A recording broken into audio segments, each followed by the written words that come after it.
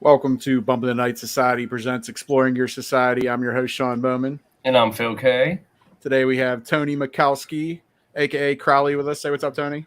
Hey, what's up, man? What up, bro?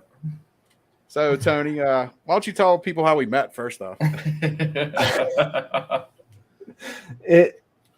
How do I tell people how we met? We don't even know. We were sitting at a random buffet table together, and everybody was like, how do I know you? And I was like, how do I know you? And that alien behind me is really disturbing right now.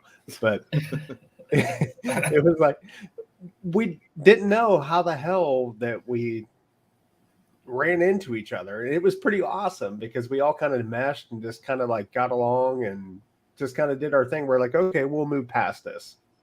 You know what I mean? It was, I don't know. I liked it. I did. I needed it at the time. I was going through a difficult time and you guys were there for me. So I don't care how it happened. Yeah, I think actually like Vicky from Pittsburgh Paranormal Investigators like was in our chat and she was like, oh, I got this guy Tony who wants to come with us. And then like I asked her like at the restaurant, I was like, oh, how do you know Tony? And she's like, I don't know him. But she's the one that invited you. I was like, all right. that may have been how it was because because I was like, I was working with Pittsburgh Paranormal at the time. You know, we were supposed to go out and do some stuff, which didn't happen, obviously. But that's probably how we all met. I mean, it was just so random. It was so random, but cosmically, it kind of just worked out for me. So. Yeah, for sure. We all clicked in that. I mean, you could tell we're all pretty laid back and man, chilling everything. Okay, I mean, I'm wearing a Swedish chef shirt, so I mean, I got a Stone Cold shirt on. Oh man, that's so cool though. I love it. How many people did we have there that night too? I can't even remember for the entire thing. Like it was like 17 or 18. Yeah, there was a big group of us. Holy hell, yeah. Yeah, we all. Yeah. And you guys made me sleep in. You guys made me sleep in the mannequin room, so thank you very much for that. That's right. Yeah, we stayed at the Grand Midway Hotel and investigated Crescent. Oh yeah, that was awesome.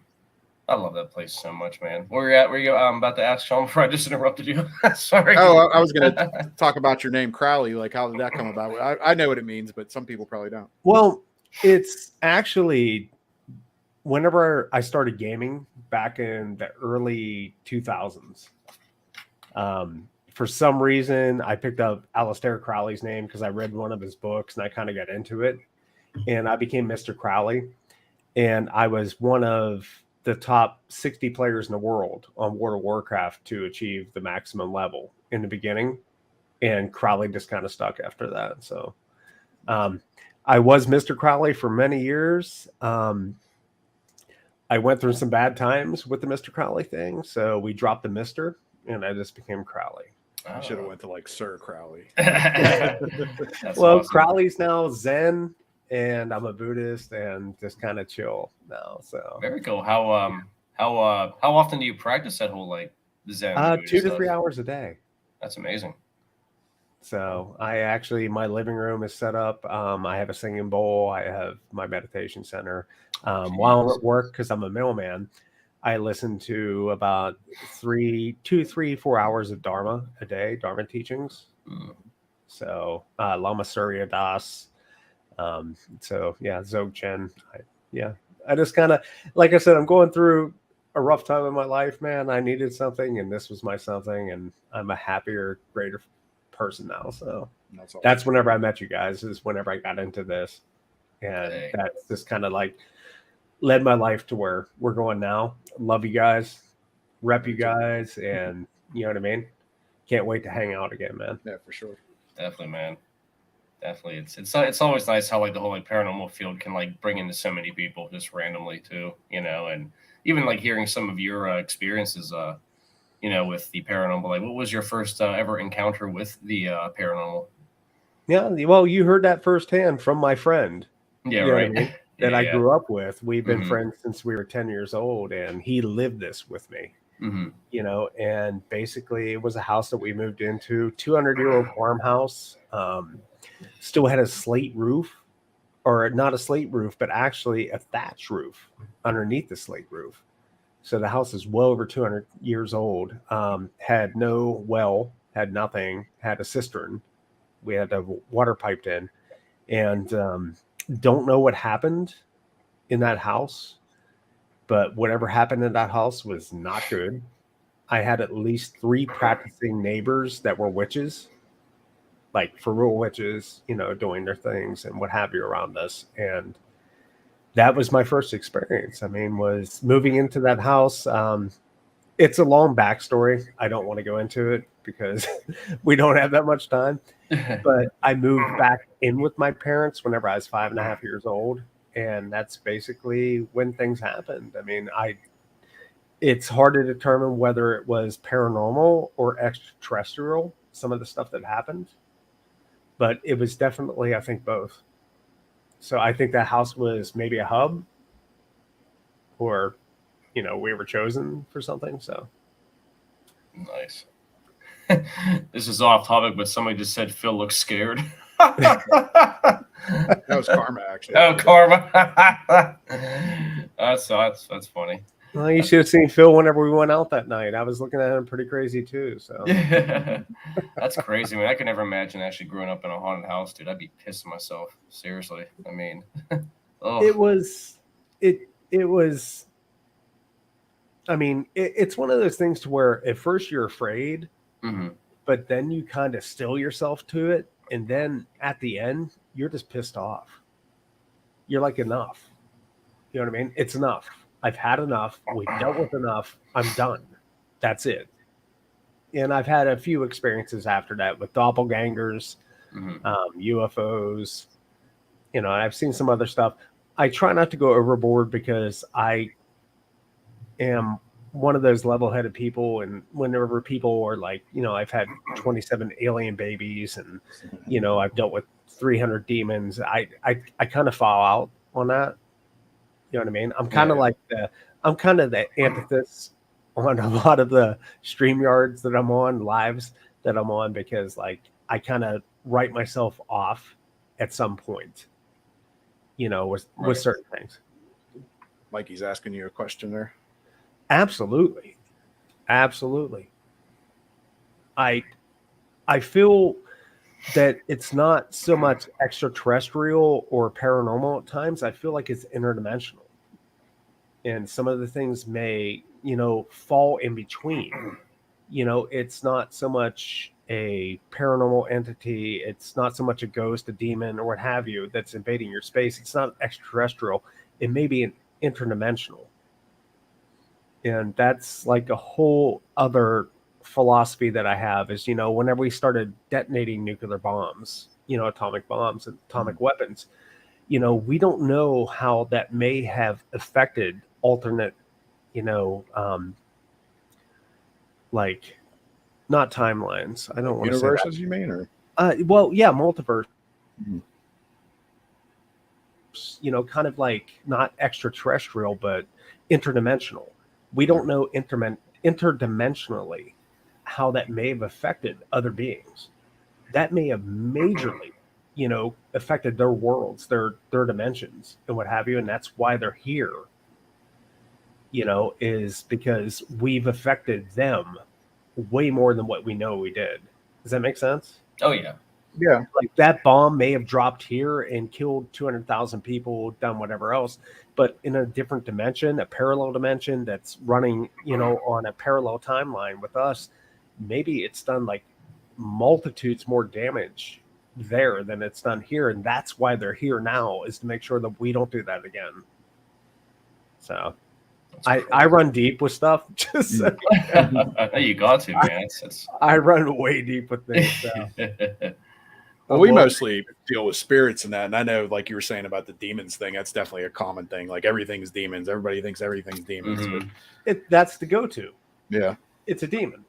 Every time something happens, it's a demon. But that may not necessarily be, the thing. I mean, because there's memory stones. You guys know memory stones, correct? Is that like with the building or whatever? And like that's where be imprinted into the building. Imprinted, exactly. It's imprinted into the bedrock. God, is it granite? I can't limestone, remember. I think. Limestone, I think, is what it is. Because it's that's what Trans-Allegheny, I think, is made out of, is limestone. And they say a lot of it. It's one of those things, you know what I mean? So it's not paranormal. It's not interdimensional. It's not any of those things. It's just a, rehash of something that's previously happened. Residual, basically. Yeah, residual, of course. Right. Residual hauntings that aren't intelligent, that don't react. Right.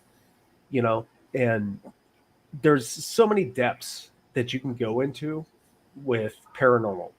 There's so many depths, but you can't count out extraterrestrial or interdimensional.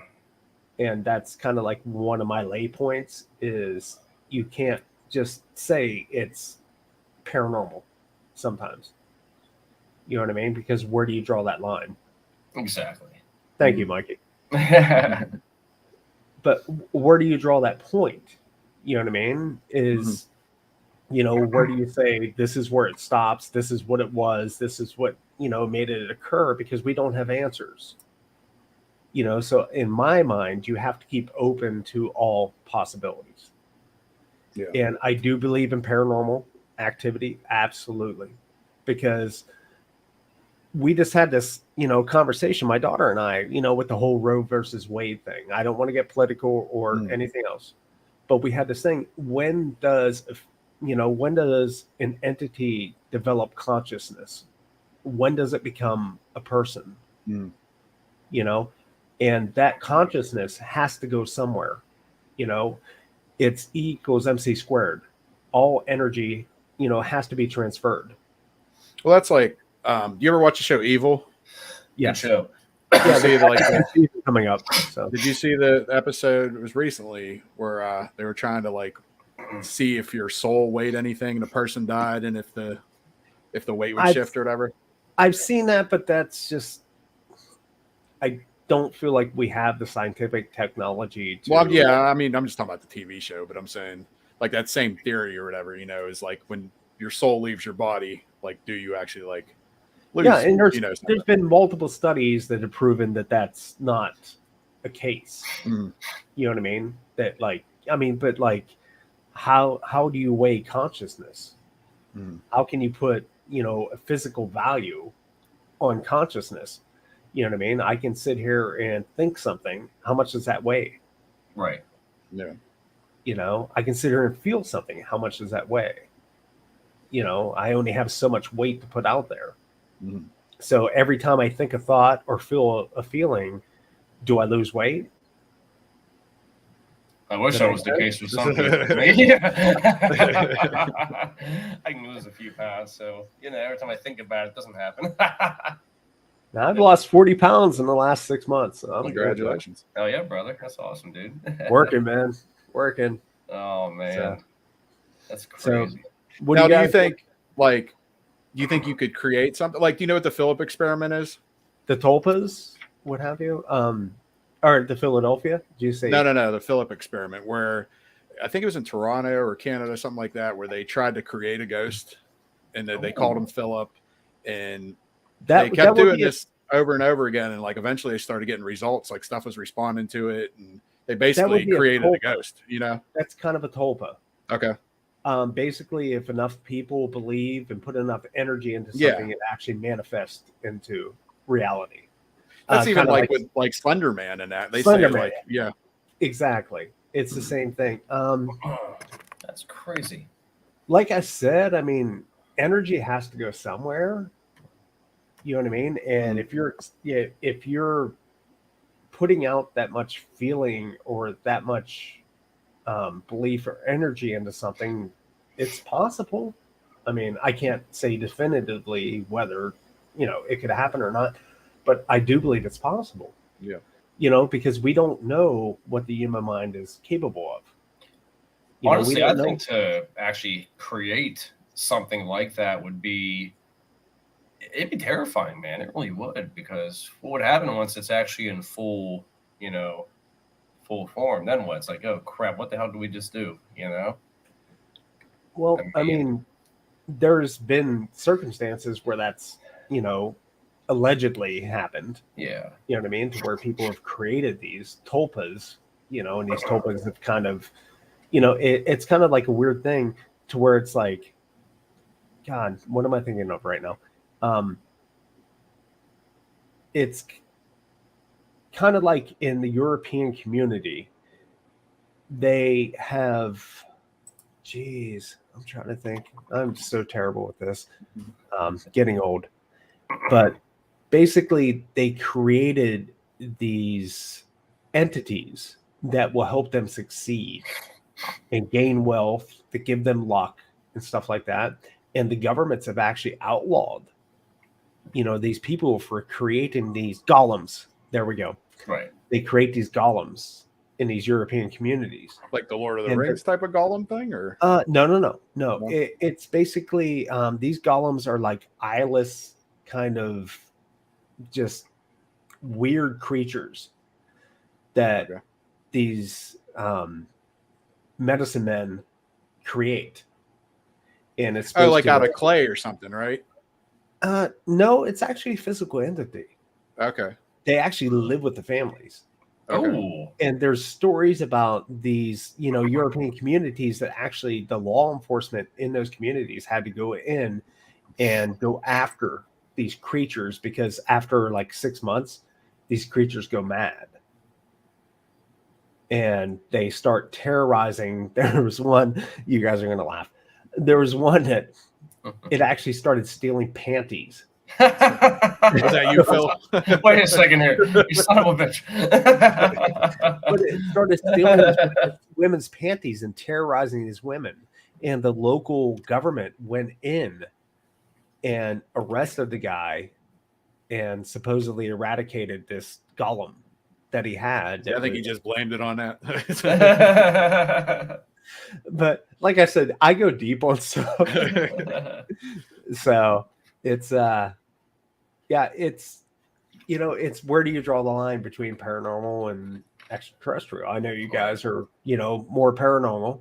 Yeah, you know what I mean. I'm not opposed to doing the extraterrestrial stuff, and I mean, like, I know me and you've talked about like doing some Bigfoot stuff. I'm always of course down for that. Like, me and Jen actually went to Salt Fork Lodge, which is like one of the biggest places for the Bigfoot convention or whatever. We weren't there for that. We just happened to be there just to go, but I mean, I'm open to doing that type of shit. Yeah, well, like behind me, the Bigfoot thing you see behind me is the UFO. That was because my friend Shannon, she's on right now into the fray, is, a big Bigfoot person. And I have another friend whose name's Connor. He chases skunk apes down in Florida. Okay. And I'm not a big believer. So kind of talking about that, because I was actually the lady I worked with today, we were talking about stuff like that. We were talking about Bigfoot, Sasquatch, Yeti, skunk apes. Like, what's the difference between the three? Well, I mean, what's the difference between a coyote, a wolf, and a dog?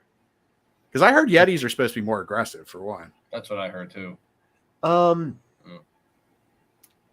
I'm no cryptid person, like, but I mean, I just know a little bit, I guess. They all that's the thing, is they all have incidences of aggression. Like even the skunk apes down in Florida, they have incidences of aggression. I don't think it's necessarily, like I said, I'm not a big Bigfoot person. I only put that behind me because in support of my friends, because I love them, you know what I mean, and want to promote and help them out on their journey.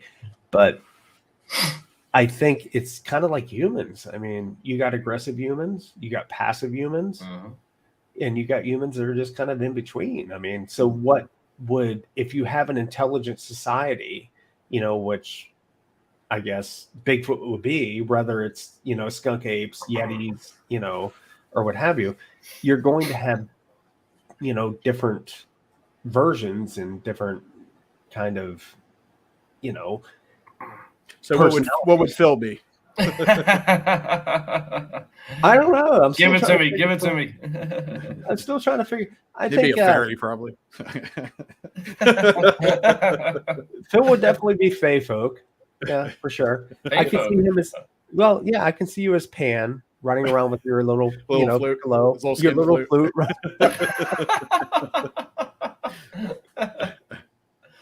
Well, So, you know. Here's a question for Mikey.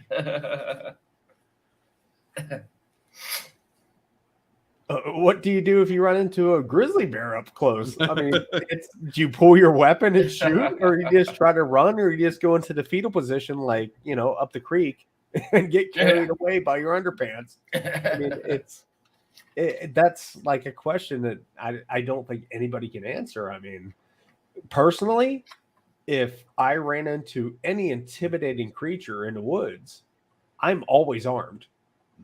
You know what I mean? And I would shoot.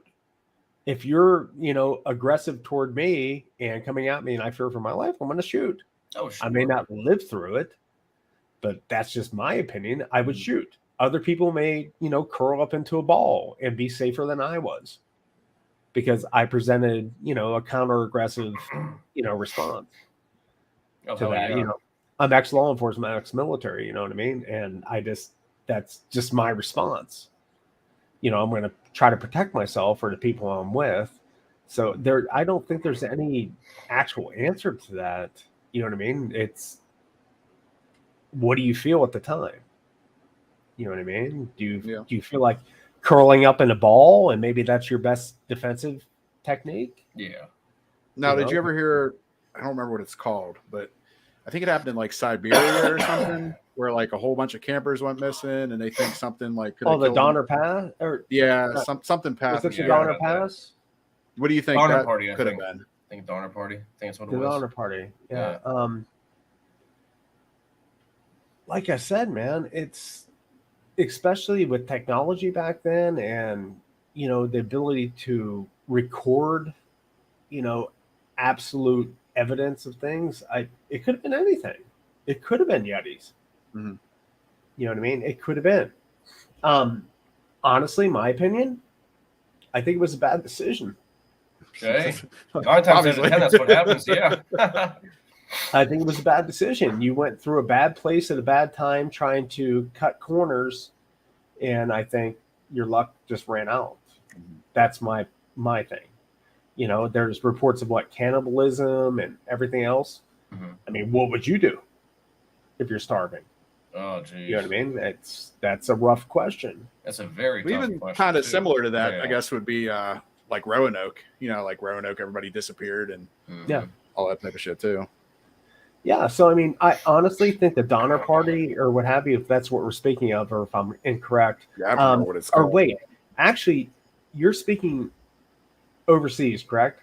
I think it was Siberia. That's what I'm trying to Google. So you're speaking of, I think it was like somewhere around a half a dozen people that were camping, and there was a landslide or a. They thought maybe an avalanche. Avalanche, perhaps. And they found like bodies without clothing miles away from where they were. And there was like some of the bodies had like their eyes eaten out. It's dial. I think I know what pass, I think. I think I know what you're talking about. And some of the bodies were found with no clothing on, and their eyes were eaten out and their tongues were eaten out. Yeah, large creature. It says avalanche, even aliens or something. It says. Okay, yeah, we're okay. Now that's not Donner. That's something different. Yeah, so it says dilaton. DYA. Yeah, I know what you're talking about. Pass. Yeah, I know what you're talking about. Okay. It's semi-explainable because if there was an avalanche, those people would have, you know, freaked out and scattered. You know, I mean, are you going to look for your clothes before you get smothered with, 10,000 tons of snow? Yeah. Or are you just going to go? You're just going to go. And then as far as their eyes being pecked out and their tongues being eaten, that is any scavenger's activity Oh, sure. right there. Absolutely. Those or soft flesh, they're going to be the first things to go. Ugh. So that's where I would personally put that incident. I don't think it was paranormal or anything else. I think it was a bad situation that went worse. Well, that's like you were saying too. That like the article said that was 1959, so yeah, it's hard to like document stuff compared to these days. Like everybody would have their phone out and document or something. Exactly. Word spreads, man. But the things that were reported on were the bodies were found miles away from the campsite, and they were without clothing or had half their clothing, and their eyes and their tongues were eaten out. And it just, I don't know, to me, it just sounds explainable. I mean, that's kind of, I don't give it any credence for paranormal or extraterrestrial anything. I just, Yetis, cryptids, anything. I just think that they panicked, ran, bad shit happened. So if you could meet either, say, a spirit or an alien or some type of cryptid, which one would you want to actually meet? Which one would I rather meet? I would rather probably meet a fae folk. Hey. A gnome, a fairy, something like that. I think that would be like super cool. You know what I mean? They like a djinn. Yeah, I was actually just going to bring that up. Yeah. Yeah. Well, don't get me going on a djinns, dude. That's another rabbit hole. Actually, I do want to get you going on that because I've had a couple different things. One thing is some of our friends were in Monroe House and they were talking about they thought Monroe House was controlled by a djinn. And I've also had another guy, which I'm not going to mention his name, but I had some guy message me on Instagram saying he was possessed by a djinn. Jesus. See, now djinn, a lot of people don't understand there's not just one type of djinn. It's not Aladdin. It's not that. There are... Oh, shit. Oh, here we go. Yes, I told you. There are at least 7 different colors of jinn. And the colors of jinn represent their personalities, their abilities, and what they do, whether they're good or bad. I can't, off the top of my head, come up with, what's good, what's bad. But there are different colors of jinn. There are different traits to every color. That's kind of like Aladdin, how it's portrayed as blue. You know what I mean? That's the jinn that grants you the wishes and what have you. There's green jinn, there's brown jinn, and they all have different, traits. And some of them aren't good, some of them aren't bad, but they've been here before we were, guaranteed.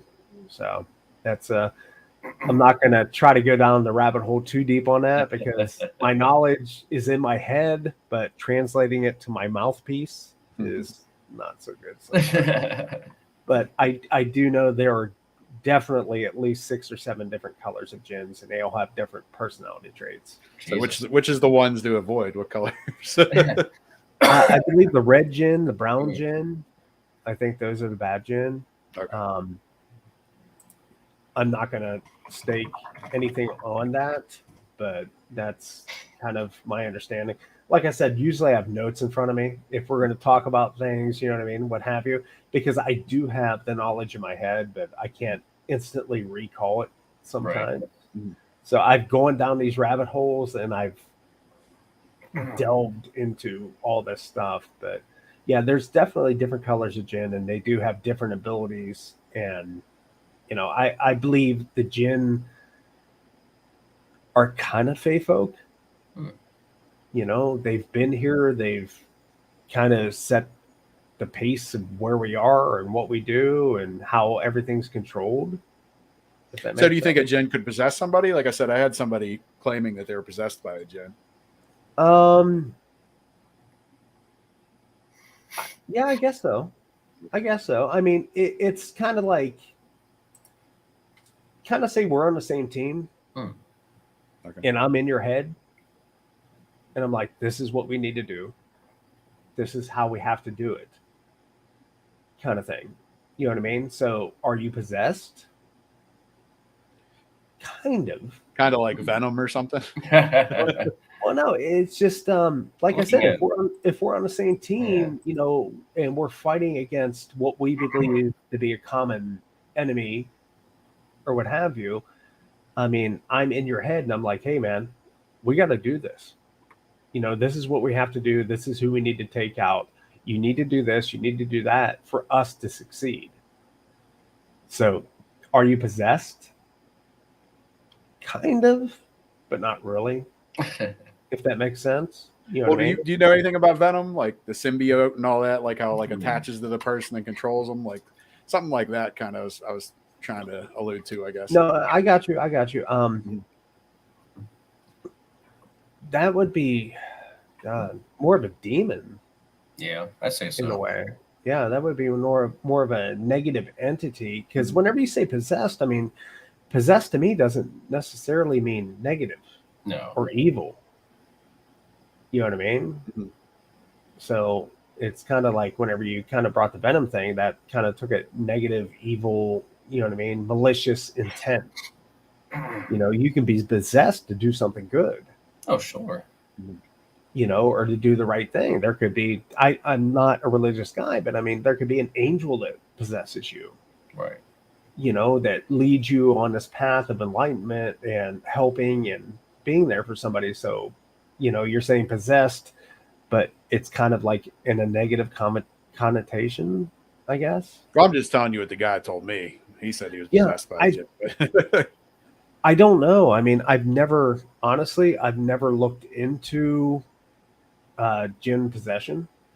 Mm-hmm. I've never looked into, I mean, I know they can, you know, have some control over you or what have you if you give it to them, but I don't think I mean they are okay. I'm trying to read Mikey's stuff. It's like hard. Keep it up for a second. But if an entity has this much power, why does it need to possess you? True. What's it need you for? You know what I mean? Fun with probably, you know. Well, maybe. I mean, if it's a spirit, I would say, I mean, it might have to use your body to do something. It might not be capable of doing it on its own. I wouldn't say a phase of possession. I would say a phase of influence, and that's what I was trying to say about the jinn.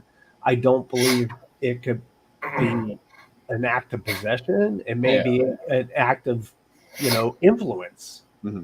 It's influencing you, you know, pushing you to do a certain thing. It's not it's not inside your body. It's not kind of like being hypnotized or something. Right. Kind of. Yeah. It's not inside your body. It's not controlling you like a marionette. It's giving you suggestions. Mm-hmm. You know what I mean? And hoping that you follow through with those suggestions, I guess, would be the best answer I can give you.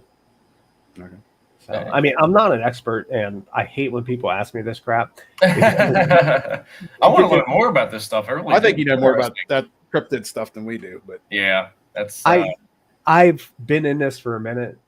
What sparked your interest in learning about this stuff, though? Was it due to your childhood living in that? That's definitely part of it. Yeah. But then, honestly, I mean, this last year, whenever I was going through this divorce and what have you, you know, I just kind of ran into this community. I'm like in this community of people that are cryptid hunters, UFO hunters, you know, paranormal researchers and stuff like that. And I got into this big community, and it's like this big circle. And the more I got into it, you know, because I needed a way out, you know, of what I was going through. I needed something to distract me from, you know, what I was dealing with. And the more I got into it, the more I loved it. And the more I loved it, the more people I got involved with. And it just became this big spiral. You know what I mean? Now I'm like, I told you guys, I'm on like, you know, 6 or 7 live streams a week, you know, talking to different people about different things. It could be UFOs, it's tarot cards, for Christ's sake, and astral readings and stuff like that and stuff I had no idea anything about. But it's just this spiral that happened. And I mean, part of it did happen because I do believe to a degree, and a lot of it due to my past. Now, I got a question for you in regards to aliens. there was a movie that came out probably in '94. It's called Fire in the Sky. They're calling it one of the most realistic alien abduction films ever. What are your thoughts on that film, if you've seen it? So, Do you think it's too far-fetched, or do you think it's like... I've actually met him. Oh, you did? Yeah. Oh, man. At a convention. Okay. But I believe it happened. Okay. Absolutely. I believe it's been inflated. Right. Due to the market. He even said that what his actual experiences were not what cinematically was portrayed. Okay. He said they embellished it and they made it into something, way different to what he actually experienced. So I believe it happened. I believe he experienced something. Yeah. Absolutely. And I believe his friends did as well. What that something was, nobody can tell.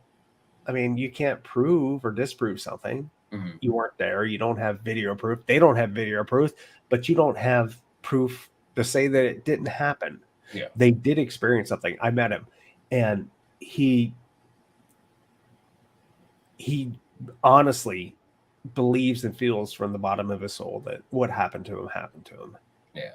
So I do believe it happened. I just don't believe cinematically that it was properly portrayed. Now, has it changed him as a person? Or Absolutely.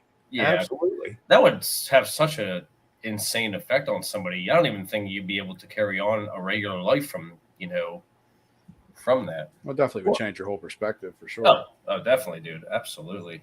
I mean, you have to move on. Right. You know what I mean? It's kind of like where I grew up. You know what I mean? It's like that happened. Mm. What happened to me happened. And you have to accept it, move on. I mean, it's just, it was what it was, and somebody can sit there and tell me it was, heavy transfer, electric lines above my house, which there was. Yeah. Okay. They can say it was interdimensional. They can say, what have you that they want. But to me, it was real. It was real. You guys have been out on how many investigations, you've experienced how much stuff, you know what I mean? And for me to come in and say you're full of shit is not fair. Oh, exactly. Because you were there, you know what I mean? Or to say that you're, that you're talking, out your ass, or you're just making things up to, excite people or bring them into your fold or what have you. I mean, that's not fair because you've experienced something. Yeah, it's like, some of the investigations that, myself, Sean, and the other members of the team have gone on. There's been nights where nothing's happened, Well, and that's kind of like fishing. I always attribute the paranormal and UFO stuff, cryptid stuff into fishing. Right. You're fishing. You're not catching. Exactly. You know what I mean? And you could sit there and fish all day and not catch a damn thing. Mm-hmm. But you can sit there and fish the next day and catch 50 things. Yep. Oh, yeah. You know what I mean? And it's kind of the same thing. And like Travis Walton, I mean, that's who you were talking about, correct? Fire in the Sky? Oh, yeah. Yeah, I think D.B. Sweeney was the one that played him. Yeah. Yeah, Travis Walton. Yep.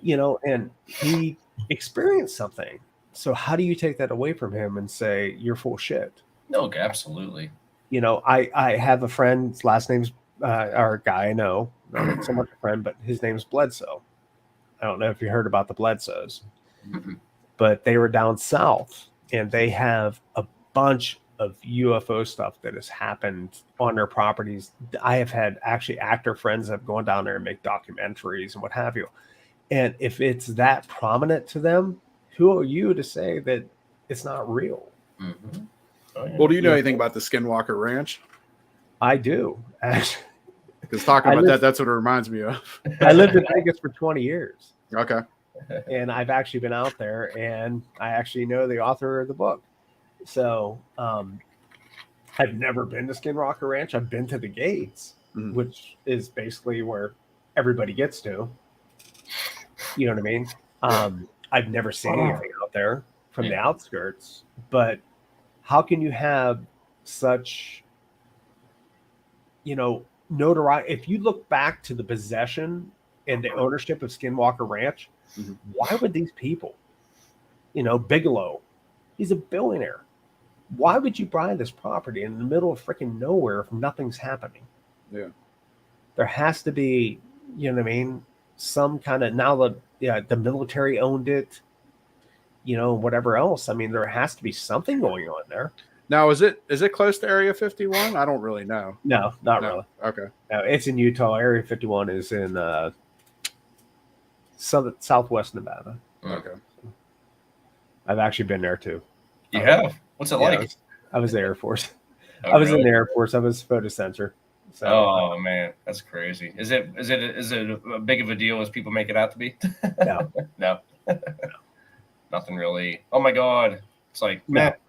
Well, talking about all that, now you got like the government like admitting that there's UFOs, and, all the videos that have came out and everything. And I don't know. What do you think about that? Well, of course. I mean, this is this is kind of my wheelhouse. I believe this is just me. Don't get me wrong. I believe that we're on the Earth vibrates on a certain frequency, correct? Like 5.7, whatever's it is. Okay. Humans vibrate on a very similar level. And the thing is it's kind of like sine waves, kind of sine waves. They can kind of move over each other, but at some point those levels cross. And I just feel that we've attained a vibrational level, maybe, and a technological level that maybe we can now see these things, experience these things, and, just acknowledge that these things exist. I just feel like we've come to a certain point vibrationally and technologically that we can see them now, if that makes sense. Oh yeah. Yeah, I think that's like just being in tune with other stuff too. Like you were talking about meditating and all that, and like stuff with like, I don't know, we do channeling or the Estes method or whatever you want to call it, but like, I think even possibly like we've had some like poltergeist activity before. Yeah. And how they'll say like, either telekinesis or someone can influence that. Like, do you think that's possible? Like it could be the actual person that influences that, or do you think it's an actual spirit, or what do you think? Give me 2 seconds. I have something going on. I'm sorry. No, you're fine. Can you give me 2 seconds real quick? Yeah. All right, hold on. I will answer your question. Okay. So Phil, why don't you answer Mikey's question here? Do you dive into conspiracy theories like me? No. I wish I did. I really do wish I did. I'm not much of a conspiracy theorist. It's too much. I don't know. It can be too. Not sure what Project Paperclip is. Yeah, Mikey, I never what's heard Project Paperclip? I never heard of that one. I know the other ones. Although I know that JFK one's been like, the whole conspiracy behind that whole thing has just been outrageously like spread out through God knows how many years, Well, that's like the whole, like, what was it, the lunar landing and all that, and they say that wasn't real and everything was on a sound stage. And... Yeah, it's like, guys, do you really just... And how long ago did that happen, And we're still talking about it. It's like, dudes, give it a rest, I mean, it's an interesting conversation starter. It really is, and I wouldn't mind learning more about that, but there's going to be so much back and forth, banter about the whole thing. It's going to drive you freaking crazy, and yeah, it's it's like it's like with the whole poltergeist thing, like it's like the experience that we had. Well, I can't really say this is poltergeist or anything, but at the Rochester, PA one, where the girl got, pushed or whatnot, because we weren't her, but we saw the aftermath of it. And I think Mikey actually saw the action. But, did she get pulled? Probably could. Or maybe she just fell because it was dark down there. Who knows? But you're not going to know until you ask them personally. But, well, I was talking more about like the Loveland Castle thing with the camera falling and that, like that to me, I'd say absolutely, man. Absolutely. But that's what I'm saying. Like, was it an actual spirit, or was it because I was channeling and something, maybe I caused something I didn't know? Because, they say like, like meditation and that can cause like telekinesis or whatever if you're, I guess, gifted enough at it. I'm not saying I am. No, that's a good point too. I mean, because we don't realize what powers we actually possess, if that makes any sense, and you were literally like in a meditative state. Like, if it wasn't for the noise that you heard, you probably would have just kept on going. That thing could have like literally just like very relaxed moved itself to another part of the room, and you probably wouldn't have known what was going on. You don't know. That's a thing. But that so did you just transfer from another portal, Tony? It was no, my son's mom was supposed to get him yesterday, and she put it off to the day, and she just kind of showed up. So we were talking about Skinwalker Ranch, but then you asked me a question with George Knapp. Remember George Knapp? George Knapp's the one that actually wrote the book, Skinwalker Ranch. Right. You guys asked me a question before I left. I'm so sorry. No, you're good. What was I? Oh yeah, I was talking about, like with meditation or with like channeling or the Estes method or like telekinesis or even poltergeist activity. Like, do you think a person can bring that on? Like, that's what I was trying to tell Phil is like at Loveland Castle, when I was being filmed, the camera got knocked over. Obviously our first thing is like, oh, it's a spirit. But do you think like me being in a meditative state, like I could have subconsciously or unsubconsciously, I guess, knocked that over? Like, as far as performing a physical act through mental ability, I think that would be an extremely rare and uncommon something to happen. As far as manifesting something, that's definitely a possibility. I have my own philosophy on that, because, energy can't be created and it can't be destroyed, and we all generate energy. I mean, there's obviously, the cameras and stuff for paranormal investigations, actually, record energy around subjects, heat, energy, and what have you. And so I do believe in a way that you could create energy or give energy. That's a lot to read there. That is. Wow. I'm actually going to read that real quick. That's fine. Should just have Mikey come on too. Right. Bring him on. Why not? I'm not even sure how to do that. But it's like I had an incident happen in Vegas. Okay. This is whenever I first became a cop. I was in law enforcement, and I was with my daughter's mother, and she was pregnant at the time. And it was about 2:30, 3 o'clock in the morning, of course, witching hour. And I woke up and there was this feeling. I had this feeling there was something really bad around us. And my daughter's mom woke up, and I immediately grabbed, a gun to protect ourselves, because I thought it was maybe an intruder or somebody was trying to break into the house or what have you. At the time, we were in an apartment complex, and I looked outside the windows, and slowly, one by one, my neighbors' lights started coming on in their apartments. Oh. Like they started waking up as well. So, it was obvious that something was happening. And the next morning, nothing happened that night. We called the cops, what have you. And I spoke to my neighbors, and they were like, yeah, it just felt like there was an intruder. Somebody was trying to break in. There was this negative energy, it was. And so I feel like energy itself has some kind of manifestation. Mhm. And I think if enough negative things happen, because whenever you get scared or whenever you get threatened, whenever you're angry, you put off energy. Mm-hmm. Like a fight or flight type of thing. Yeah. If Mhm. enough that energy collects at that point in that specific area, maybe it can manifest into something that's, you know what I mean? Not really physical, but kind of physical. Yeah. And that's kind of like how I felt with that, because I mean, there was nothing there. There was no person, there was no threat. But we all woke up, we all felt it. There was something there, but it wasn't necessarily a physical entity. Okay. So I do feel like, you know, you could probably manifest something if you put enough energy into it, maybe. I don't know. I'm probably completely wrong, but you asked a question, I give you an answer. Yeah. All right, Mikey. Absolutely not.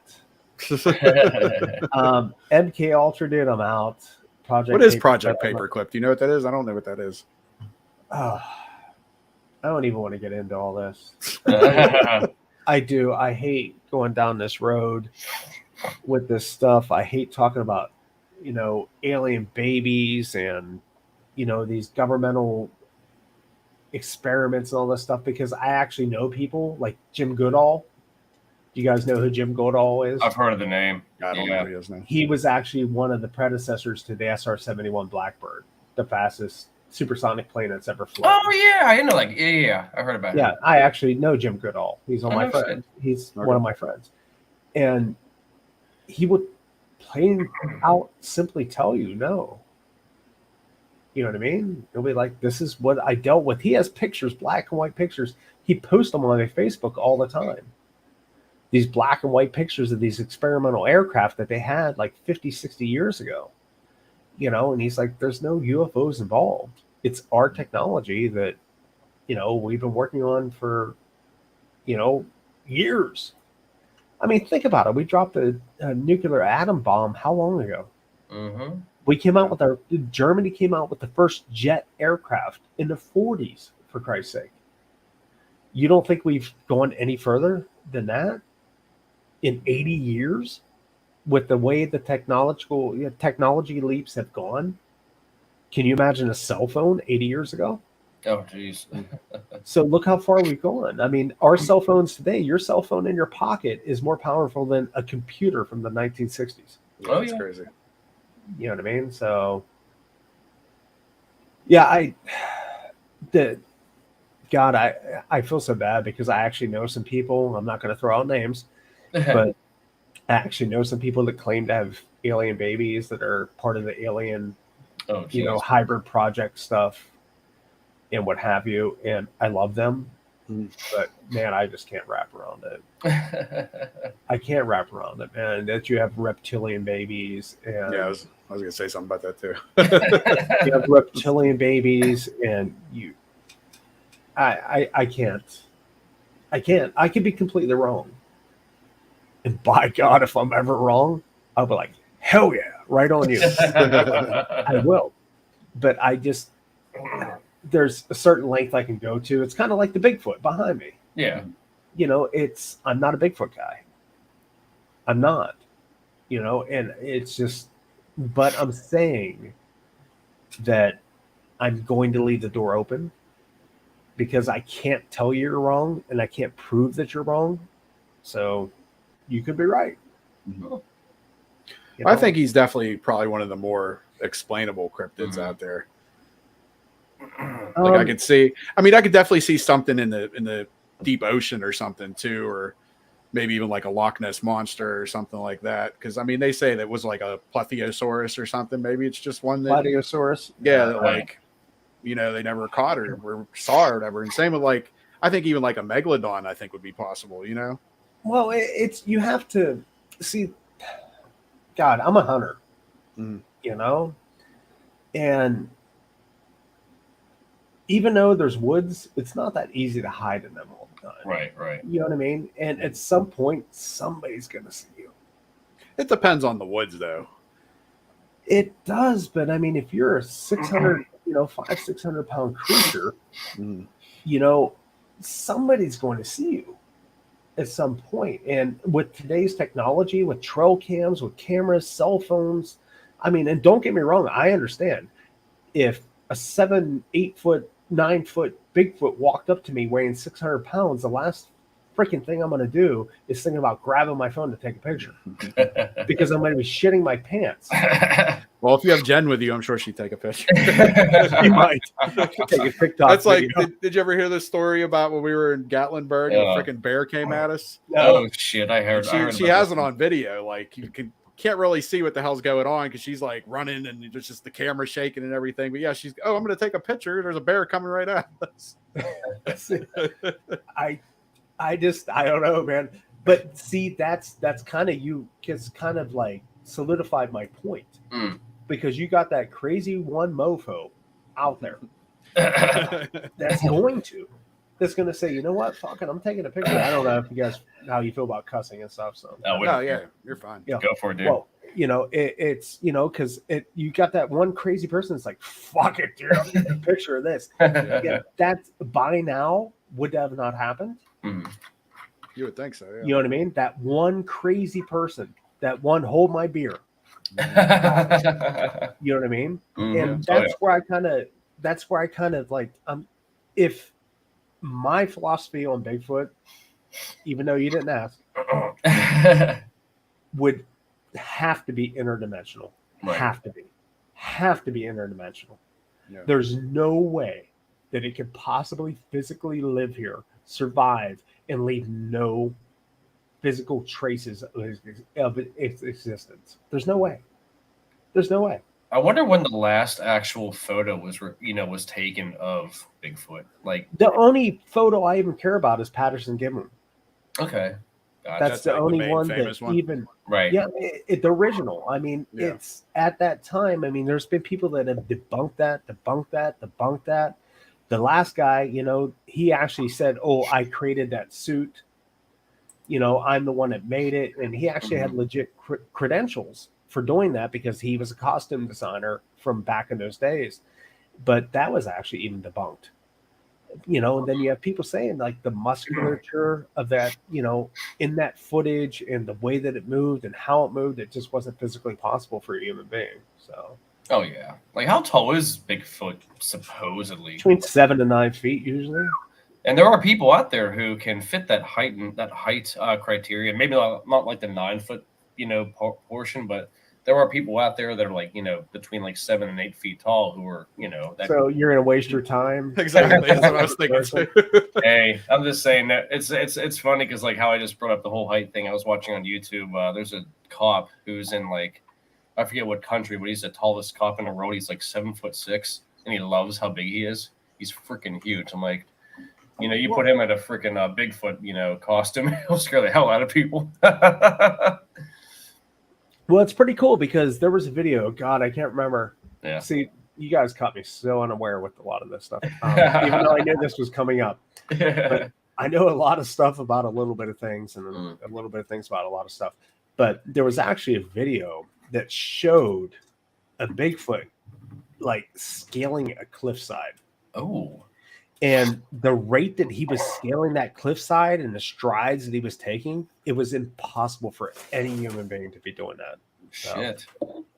Yeah, there's a lot of stuff out there. I mean, if you look for it, I mean, I'm more, I guess, cryptid because, well, here's my thing. I'm not so much paranormal anymore, even though I kind of am. I love doing investigations. I love going out and, I love, look, I can reach out and grab my recorder, but the thing is I know it's out there. Right. So the cryptid stuff and the, UFO stuff, the extraterrestrial, interterrestrial, interdimensional, whatever you want to call it, that's the stuff that really intrigues me because I know for a fact that the paranormal stuff's there. I lived it.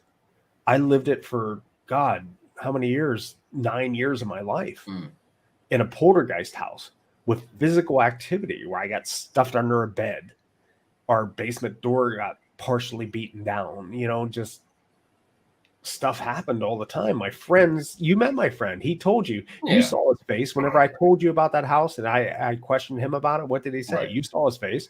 Did it happen? Absolutely. Oh, hell yeah, it did.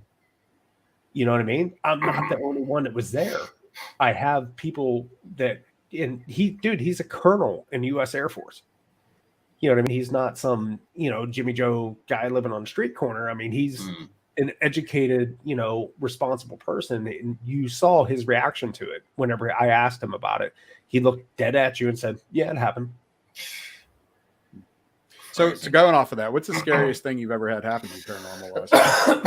That would probably be that moment is my dad was a traveling salesman back in the 80s with Dun and Bradstreet, and he would be gone for like 2 or 3 days at a time.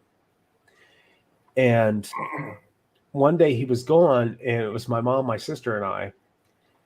And we were in the kitchen, and the basement door, we lived in an old farmhouse, started boom, boom, boom, boom. And we immediately just like reached in the shelves and grabbed knives and stuff and whatever we were grabbing. I don't know, wooden ladles, whatever it was. But we were watching this door, and it started banging harder and harder and harder. And it got to the point to where the wood started cracking. The physical wood started cracking on this door. Right? And now we have a choice. We can try to get past the door and get to the guns that were in the gun cabinet in our... What room don't you live in? The family room or the living room? Which one is like the bonus room? The family room. Living room? Yeah, family room. So the guns were in there, but we had to go past this door to get to there. So we're trapped in the kitchen because we're terrified. We don't want to go past this door, and this door is just boom, boom, boom. And the wood was actually starting to buckle on this door. It got to the point to where there was a hook latch. You know what I mean by hook latch? One of those little hooks. That was the only thing holding that door at that point. At that point that it got to that point, my dad, you could see, because we lived in the country, there was never any headlights. You could see my dad pulling into the driveway. Once my dad pulled into the driveway, it stopped. Just 100 to 0. Just stopped. It was done. My dad came in the house. He saw us all sheltered in the kitchen, crying and freaking out, right? And he went into the living room and he grabbed a gun. And he grabbed another gun and he gave it to me. And he was like, don't shoot me. So he went into that attic with, the old dual cell double D mag lights, and we turned on the lights and everything. We went downstairs and we cleared the entire basement. There was 2 entryways into our basement. One was a coal cellar that was locked from the inside. The other was a storm door that was hard locked from the inside. There was no way to get into that basement without breaching either one of these accesses. They were both locked from the inside. We cleared the entire basement. We cleared the entire crawl space under the house. We actually went through the crawl space under the house. Jesus. Nobody and nothing was there. Did you just call the police or anything? No. Why? True. I mean, if somebody was trying to break in your house, I'd call the police. What? With the phone that's by the door, by the basement door that's getting broken into and thrashed by whatever it is? You're going to run over by the basement door and call the police? 911? Well, I'm saying after you had your guns and searched everything. No, because the thing is, there was no entry into the house. And we already knew there was paranormal activity. We had a priest come to that house. My dad was a Catholic.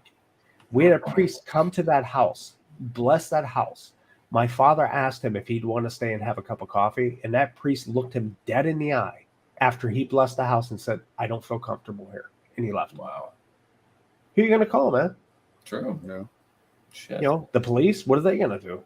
Now, where were you living when this happened? Mount Pleasant, PA. Okay, so you were in Pennsylvania. Okay. Yeah. Are you from Pennsylvania originally, or? I was born in Italy on an Air Force base, so I'm kind of like a dual citizen, but I grew up in Pennsylvania. Okay. Very cool. But yeah, it's no, I mean, that house was legit, man. It was legit. I can't remember if I asked you this question, Tony, but would you ever drive by that house? Like, say, like if all of us decided to go take a little, trip. It took me 20 years to drive past that house. My daughter's mother asked me to drive past that house, and I told her no. Mhm. My current soon-to-be ex-wife convinced me to drive past that house. I drove past it once Oh, since I've lived there. damn. So the house is still standing then, I take it. Oh, no, it's still there. And someone lives there? Or? Yeah. And like I said, the 3 neighbors that were around us were practicing witches. Like legit, like not white, friendly, happy, I'm going to, make your life better witches. They were bad witches. I still remember their names to this day. And they had something to do with that, I believe. I mean, my sister's friend, she came over and freaked out one time. She said she saw a baby hanging by a noose in the pine tree on a cloud. Like the baby was on a cloud, but hanging by a noose in the pine tree. I mean, it was nothing good in that house. I got stuffed underneath my bed. There was a guy that came out of my closet. There was a guy that came through the, because that was like an old house where the attic entrance is through the ceiling. And in order to get through to the ceiling, you had to push the ceiling towel up and out of the way, and then put a ladder and get into the ceiling. And many, many, many times that ceiling towel would be opened, and none of us opened it. It had to be opened this way. So now, would you go back in the house now? Probably not. No. I don't want anything attaching to me. You know what I mean? I kind of see it as like my rear view mirror type thing. One of the biggest things was I was down in the basement. I used to build models down in the basement. I was a big model aircraft guy. That's why I got into the Air Force. And I would take the clothes out of the dryer, and the room temperature went down like 40 degrees behind me. I could feel it. It was like somebody opened up the freezer behind me. And I looked behind me, and I saw a robe floating off the ground, black robe. I saw what appeared to be the base of a sickle with that black robe. I don't know if it was death. I don't know, because I didn't look at it. I simply grabbed the clothes out of the dryer and I calmly walked back upstairs. And how old were you when this happened? Probably about 12. Okay. Damn. And that was enough for me. That was enough. You know what I mean? I don't know what the hell happened in that house, but something happened. Was it an old house? Over 200 years. There's no history on it. Okay. Like, you can look it up. And if you look up, Mount Pleasant, it's called Helltown. Back during the Prohibition days, there was multiple, like, between the government and the local people, there was multiple murders, and just, it's crazy. That's why my friend started up the Helltown Brewery. Yeah, I'd be interested. I don't know. I mean, you could send it to me privately. You don't have to talk about it on here, but yeah, I'd like to look into it. That'd be cool. Yeah. Yeah, and I mean, it was too much, man. Because my first experience was being trapped under my bed. And back now, do you mean you were like physically trapped, or you just? Yes. Okay. Yeah, it was the 70s. There was probably like this much space between my bed and the floor. It was an old 70s, bed frame. Yeah. And I woke up one night and I was trapped with my bed on top of my chest. And I was trying to scream. And I finally got enough out that my parents came, and they came in my room. And hey, Connor. Nice. What's up, Connor? That's my Bigfoot guy right there, man. So, man. Bro. That's Connor, man. But he's the Bigfoot guy. You got questions? That's the man. Nice. But yeah, I got trapped under the bed, man, and they had to lift the bed up off of me to get me out of the bed, out from underneath there. So I'm 7 years old, 8 years old. I didn't pick the dang bed up. Yeah. You know what I mean? I didn't crawl underneath there. There was no way. Now, are you familiar with the Bell Witch? Yes. Okay, because it's like the only documented case supposedly where a spirit actually killed somebody.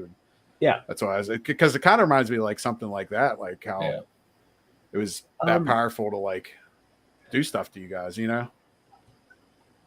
Well, it was funny. Okay, let's get into the stories. Ready? All right. I was trying to hold off. We'll go.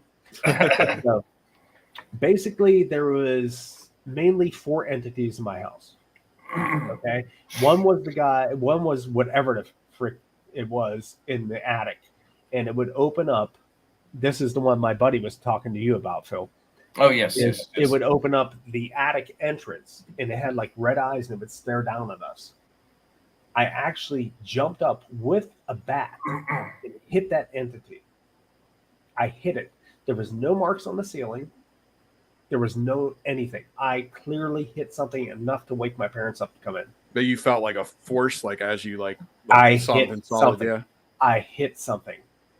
Okay. My buddy was in bed next to me, the one that Phil met. Okay. He will back this story up 1000%. I hit something. It was enough to wake my parents up to come into the room. Yeah, There were no marks on the ceiling or anything else. You hit a ceiling with a bat, there's going to be a mark. Yeah. Okay. The other one was an entity to where we would sit there and watch TV, and the TV was in the corner. And I'll try to give you an idea of the setup. The family room was set up with the TV in the corner. There were stairs beside it. The stairs kind of went up and over into the dining room, kind of up and down into the dining room. But then they went up to the upstairs in between. Okay. There was a creature that would sit there like this, and it would look at us while we were watching TV. And we would chuck shit at it all the time. No, we would. There was marks in the freaking wall where we would chuck shit at it all the time. And my parents never got upset with us for throwing shit at the wall. Okay, it's the 70s, 80s. You throw shit at the wall, what are your parents going to say? They'll beat your ass. Exactly. Yeah. They never said a damn word. Wow. Because this thing, and it was emaciated, had that stringy hair, jagged teeth, and it was like kind of like almost zombie-ish looking, and it would stare at us all the time when we're watching TV. That's crazy. Whenever you walk up the stairs, we actually drew with marker. There was pictures of the family. You know how the 70s and 80s was, going up the stairs. Oh, yeah. We would actually draw with markers where the eyes were that day. The next day, the eyes would be headed in a different direction on those pictures. Jesus. Now, did you have any siblings? Yeah, my sister. Yeah. Okay. Did she see stuff too, or? Absolutely. 5 years older than me. Yeah. Damn. Absolutely. My father, like I slept 80% of the time in, like at the top of the stairs, you make a left and it was my bedroom. You went straight ahead, it was my father and mother's bedroom. You went to the right, and to the right of that was my sister's bedroom. To the left of that was my dad's den. And to the furthest end was the bathroom for the upstairs. I slept at the top of those stairs 85% of my life. At the top of those stairs. And I would try to crawl into my mother and father's bedroom if I could. My sister's bedroom, bad shit all the time. Really? Jeez. Yeah. She had this staircase that went up to the attic that got closed off. It was like a closed off staircase. And I can't say, see, this is the debunking thing. You can't say if it was rats or raccoons or something else. There was constant scratching and noise coming from that staircase. And that was like her closet for her bedroom where she kept her shoes and stuff. And there was constant scratching and noise coming from that area. One night, I woke up in my room and there was this big flashing ball, this big flaming ball that went past my window. Okay. Was not car headlights. I lived on that hill for how many years? I know what car headlights look like. Right. This was a flaming ball that went flying past my window. I went into my sister's bedroom, which was on the same side of the house across the stairs, and she was wide awake. And I was like, what did you just see? She said, the same thing you saw. I said, what was that? She was like, a flaming ball went past our window. We went to the window, looked outside, nothing outside. So that's what I was telling you, like, as far as like UFO paranormal kind of thing. You know what I mean? It's kind of, that wasn't paranormal. Right. You know what I mean? That was something else. That's So, insane. Now, does your sister is she like involved with this type of thing too? Does she have any interest in like the paranormal? Absolutely not. She doesn't care. No. That's crazy. She's more interested in putting her yoga pant pictures on Facebook.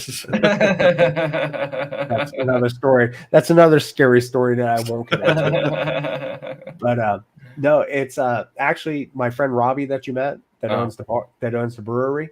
Mm-hmm. One of our stories was my parents were gone, and it was Robbie and I in the house alone. Yeah. And in my parents' room, this is the old, telephone connected to the wall time.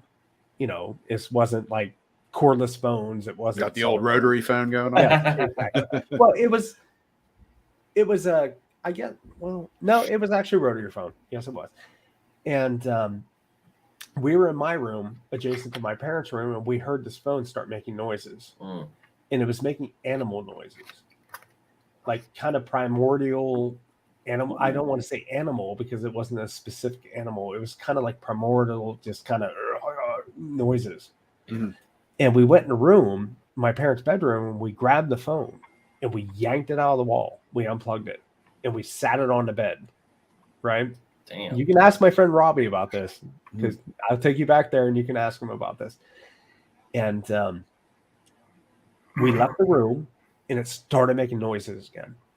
After we unplugged it, there was no electric to this phone whatsoever. Oh. We bolted. We bolted out to the street in front of the house. And we looked up at my parents' bedroom, and there was a fat, bald guy with jagged teeth. And he went like this, and he opened the curtain. He was looking at us.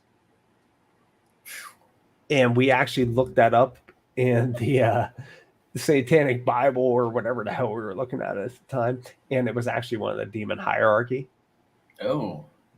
creatures. And it was, So we stayed out in the street until my parents came home. We didn't go back in the house. So that's, like I said, you can ask Robbie about it and he'll tell you. Now, did you have any animals growing up? Yeah. Did they react to stuff too? Or we had birds and we had dogs. The birds we had to get rid of. They would never shut up. Mm. We could have blankets over the cages. Never shut up. Okay. Just always freaking out and just what have you. We had cats in the house. I was allergic to the cats, so I tried not to be around them. Yeah. So I don't know what their interactions were, or if the dogs. Honestly, I don't know if the dogs had any interactions whatsoever. Like when you would see something, would they see it too, or sense it, or try to go after it? They weren't around. Okay. They weren't around usually. Oddly enough, I don't recall like an incident to where our animals were around during one of the, occurrences in the house. So we had one incident to where we were cooking the Thanksgiving turkey, and we went down the next morning, and the Thanksgiving turkey looked like somebody put like 4 M80s in it back in the day. M80s, like Jesus. The oven door was open and the turkey was splattered throughout the kitchen. So we didn't have turkey. That's a waste of a good turkey. Yeah, we didn't have turkey. So, oh man, it was this is I can't see the chat. I feel so bad, but this is what I grew up with. I mean, so I don't. That's kind of like why I focus more on the extraterrestrial, interdimensional, stuff and what have you, or the cryptids more, because I already know there's nothing that you can show to me that's going to prove to me, because you don't have to. Right. But I do like going out on the investigations, because like the stuff that April and I caught, like I showed you some of the stuff. You know what I mean? Sean, I showed Sean some of the video and stuff that I caught. I showed you too, didn't I, Phil? Where the entity was walking through the laser grids and stuff like that. Oh yeah, that was cool. Yeah, you know what I mean? And now, with the experiences that you've had growing up, like, has that made you a lot more bolder? Like, do you still get a fear at all whenever you encounter certain things, or you're just like, you know what, I've dealt with this, it's nothing kind of thing? Well, you guys stuck me in a freaking mannequin room. which was shitty. I'll say that. Okay, that was shitty because I told you guys ahead of times I don't like dolls and all that shit. We were testing you. Yeah, right. Well, the test worked because I told you guys at like 5 o'clock in the morning, right? My EMF meter. Yeah, you spiked. told me. Yeah. It went blood red, started beeping. And I jumped out of that bed and I looked at those mannequins and I was like, I told you to stay on your side. I'll stay on my side. And that shit freaks me out. At least you didn't wake up with a mannequin in the bed with you. Yeah, right. I was waiting for one of you guys to do that shit to me. That's what I fully expected, honestly, because my friends online said the same damn thing. I would have put one of those things in bed with you. And that would have been bad because I was armed and there would have been a dead mannequin in the midway. We'd probably never be invited back there again. So, but no, yeah, I mean, I don't fear. Yeah. I guess I respect. Okay. You know what I mean? Because it's kind of like if you were to come at me, okay, I don't know what you're capable of. I don't know what you can do. Yeah. You know what I mean? Because I don't understand you and I don't understand your capabilities, if that makes sense. Oh, absolutely. So you have to respect it because, I mean, what can it do? You know what I mean? If it has enough power to manifest itself, what other power does it have? Right. Absolutely. You know what I mean? So yeah, absolutely. I mean, I respect that completely. And that's like with the, extraterrestrial interdimensional thing, like I feel like there was, okay, here's another thing. Ready? Another story, side story. We got time? Yeah, for sure. There was a guy in my closet. Okay. You guys know what slee stacks are, correct? What is it? A slee stack from Land of the Lost. The guys that really? Did you ever see Land of the Lost? I saw it. Yeah, that's with Well, the new one with Will Ferrell, yeah. Or Will Ferrell, yeah. Yeah. Well, the green creatures that walk real slow and kind of methodically. Oh, I know exactly what you're talking about. I've seen them. Okay, well, imagine them more humanoid, more human, not reptilian, more human. There was a guy in my closet, and he would come out, and he moved kind of like at that slow pace. Mm-hmm. And he would come out, and he would speak to me at night, but he didn't speak. There were no words. He would mouth things. He would move like this. Oh. Never a word, but every time he would come out of my closet, nothing bad would happen that night. Shit. So that would be more alien then, right? Because I just looked up a picture of this slee stack, and it looks like alien-ish. Kind of, and that's what kind of... I don't know how to put the shit in here, or I would, but I'm just looking on my phone. You got to share your screen. Just share your screen. Go down to the bottom, share screen. Okay. Pick a window. Well, I don't have it on my... I have it on my phone. Like, I looked it up on my phone. So, I'll do it for you. All right. This is only our third week on this StreamYard, so learning as we go pretty much here. Hold on. I can play a drill. Let me see if I can try. I got you. You do it? All right. Yeah, hold on. I could show you it on my phone. There There. we go. There we go. Oh, yeah, those guys.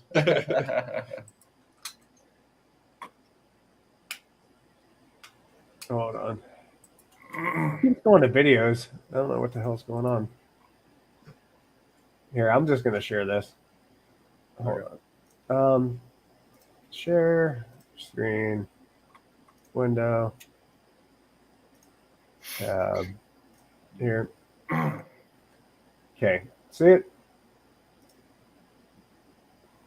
Here we go. Oh, yeah, there we go. Those are cool. So if you take that and make the eyes more like normal, human normal, and change the color to like pasty white, that's kind of what he looked like. Shit. And he used to come out of my closet. I'm trying to get a decent representation of him. He used to come out of my closet and he would sit there and mouth things at me and what have you. And while he was there, nothing bad would happen. No entities, the attic creature wouldn't come out. I wouldn't get visited by anybody else, and nothing bad would happen. So you think he was kind of like protecting you? Yes, absolutely. Okay.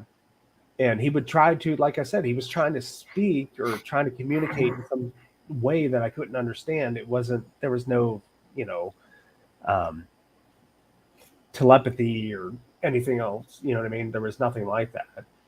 No telekinesis. It wasn't anything like that. It was just simply he would come out and kind of like, he seemed like an old school Italian. He would sit there and talk to me. You know what I mean? He would sit there and talk to me like this. But while he was Fungul. Yeah, he was telling them off Fungul. But nothing bad would happen while he was there. You know what I mean? So was he paranormal? Does that look like a paranormal entity to you? Not at all. More alien for sure. You know what I mean? So it's like I said, I got stuck under the bed. Was that paranormal or was that extraterrestrial? You know what I mean? Was I abducted and misplaced? You guys know the stories where you're misplaced. You weren't where you were supposed to be. You know what I mean? What have you? So, and then we saw the thing that went past the windows. My sister and I both. You know what I mean? So I kind of feel like if they're not tied together, maybe they share the kind of same area or circumstance. Like maybe there's kind of like a Bermuda Triangle type thing. Okay. You know what I mean? Maybe it's kind of involved together. Maybe they're not entirely separate, or maybe there's just some energy level in some certain area that invites, these things or attracts these things. Yeah. So, I mean, I don't have any answers at all. I don't have any answers, and I would never presume to have any. I'm just sharing what I dealt with and what I lived with. I've seen doppelgangers. You guys ever seen a doppelganger? Oh, yeah. No. Yeah? What's your story? Every bald guy that I come across looks like a doppelganger to me. Well, they always say if you see your own doppelganger, like that's a sign of your death or whatever. Pretty much, yeah. Well, I saw my mother in Denver whenever I was in the Air Force. I was at. Was she alive? No, my mom had passed. Okay. She passed whenever I was 15. I was probably 18 or so. I was in tech school in the Air Force, and I saw her at. It was in front of Cherry Creek Mall in Colorado, and I saw her walking on the other side of the street. And it's kind of one of those things to where you can see somebody that looks like somebody, but when it's somebody. Right. You know what I mean? That was my mom, dude. That was my mom. That was her hair. That was her face. That was the way she dressed. That was the way she walked. That was my mother. I knew 1,000% that was my mom. Right? And she had already passed. And I saw her walking down a sidewalk in Denver whenever I was in the service. And I ran through like 6 lanes of cars. Literally ran through 6 lanes of cars trying to catch up to her. And she went into the mall. And I ran into the mall and she was gone. That is crazy. But to this day, that was my mom, dude. See, I've never seen anything, but I have a similar story to do with my dad. Like a year after he passed, well, not even a year. He died December and it was October. And the reason the date was kind of significant was October 13th. And that was the day my dad had his kidney transplant. He had his kidney transplant on a Friday the 13th in October. And also my daughter's due date was October 13th. Well, that year after he passed, I got a phone call, which I still have the message on my phone to this day.